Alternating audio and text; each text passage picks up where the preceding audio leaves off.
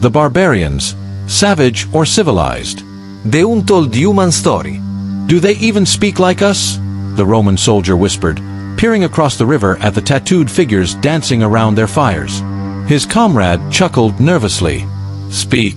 They're not like us. They're barbarians. They grunt, they scream, they conquer. And just like that, a label was born, barbarian, thrown like a stone across the centuries, breaking the glass of understanding and painting entire peoples with a single, brutal brush. But who were the barbarians, really? Were they just sword-swinging savages who wanted to burn civilizations to the ground? Or were they something far more complicated, misunderstood, and deeply human? This is their story. A story of pride. A story of survival. A story of perception, power, and the price of being different.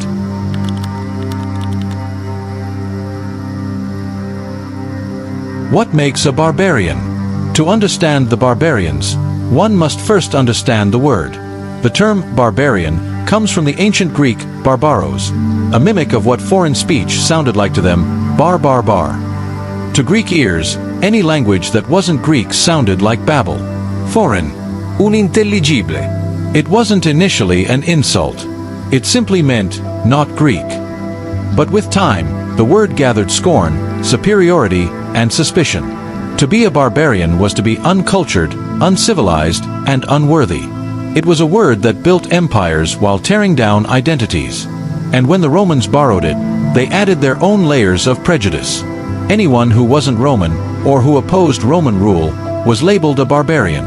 That included tribes that were more egalitarian, tribes that honored nature, and even tribes that had written languages and spiritual systems. Barbarian didn't mean savage. It meant outsider.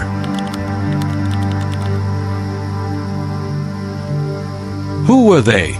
They came from the north, the east, and the shadowy lands beyond the edges of maps. The Romans feared them, yet depended on them, hated them, yet admired their strength. The so-called barbarians were not one people. They were many. The Visigoths, the Germanic tribe that sacked Rome in 410 AD. The Ostrogoths, fierce warriors who established a kingdom in Italy. The Vandals, who took Carthage and even raided Rome, giving rise to the word vandalism. The Huns, nomads from Central Asia, led by the infamous Attila the Hun, whose name still sends chills. The Celts, masters of metalwork, mysticism, and oral poetry. The Mongols, later labeled barbarians by Europeans, despite their complex empire under Genghis Khan. The Vikings, seafaring Norse explorers who navigated the world before many others dared. Each group had different customs, beliefs, and social structures. What united them in the eyes of history was one thing. They were not Roman, and they refused to be ruled.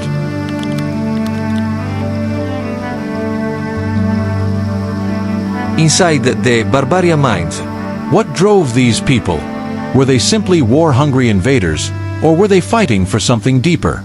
Imagine your land, your forests, rivers, ancestors' graves, threatened by a distant empire that called your gods evil and your culture savage. Would you not rise? To the Romans, they were destroyers. But to themselves, they were defenders. Defenders of their land, of their ways, of their stories. Their warriors painted their bodies not out of madness, but meaning. Their chants were not chaos. They were calls to memory, to heritage, to gods older than Rome itself.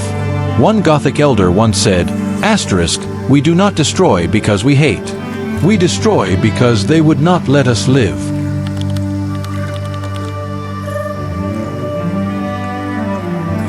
Civilization through a different lens. Rome had aqueducts, colosseums, and written law. The barbarians had forests, oral histories, and warrior honor. So which was civilization?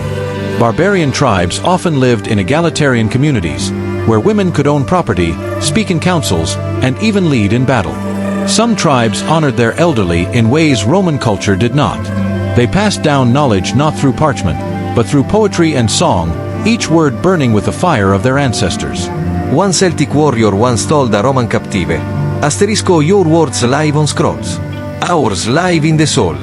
Which lasts longer? Civilization is not just about stone and mortar.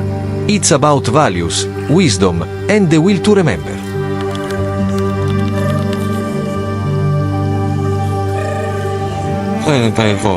Rome called them the enemy. But it was not the barbarians who first brought Rome to its knees. It was greed, corruption, and arrogance within. The empire cracked from the inside. The barbarians simply walked through the ruins. They didn't just pillage, they adapted. They adopted Roman customs, laws, and religion. Some even wore Roman armor and governed Roman towns. The so-called destroyers became builders. Even Attila, the feared Hun, negotiated treaties. He was brutal, yes, but he was also a strategist, a ruler, and a man who knew how to strike fear with purpose.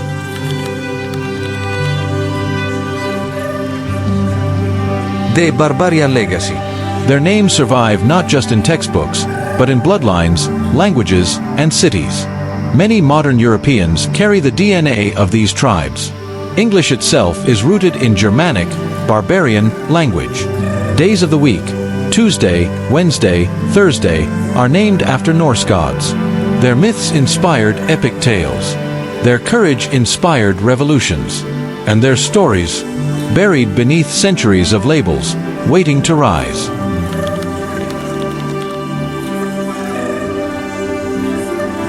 The truth beyond the label. What if we've been looking at history upside down? What if the word barbarian says more about the one who uses it than the one it describes? In every age, someone gets labeled. Too loud, too wild, Too foreign. too free.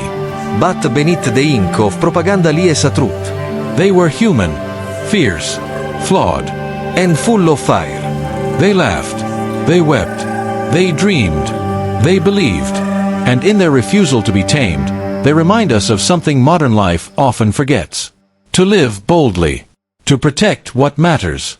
To never apologize for being different. So next time you hear the word barbarian, ask yourself, Who wrote the story? And who got left out? Curiousphere brings you the stories behind the shadows. Truth, mystery, revelation. Stay curious.